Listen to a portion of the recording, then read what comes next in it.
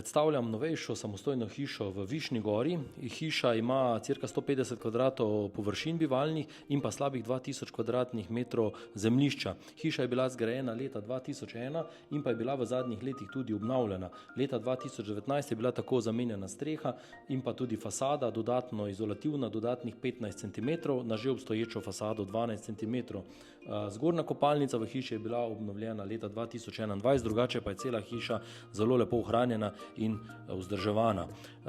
Sama hiša ima urejen dostop, se pa nahaja na neki samostojni lokaciji, kljub vsemu oddaljena le nekaj minut vožnje od šole, avtobusa, trgovine in pa avtoceste. V spodnji etaži hiša obsega, ima tudi seveda posebej vhod v spodnjo etažo, od zunaj obsega pa kopalnico s tušem, kuhinjo kompletno opremljeno in pa shrambo.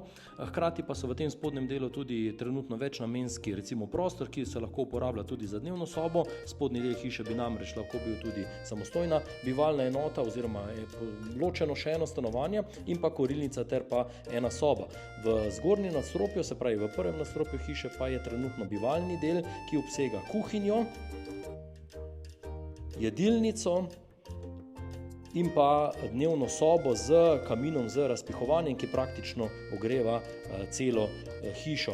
Iz tega prostora se dostopa tudi do sobe, do prve spalnice in pa do kopalnice z banjo. V tem modelu pri kopalnici je tudi garderobna omara. Iz tega prvega nadstropja, torej iz bivalnega dela, pa vodijo stopnice do mansarde, kjer je trenutno pisarna in pa spalnica z vgradno garderobno omaro. Ta zgornji mansardni del se seveda lahko uporablja za karkoli drugega, trenutno je namenjen za potrebe pisarne.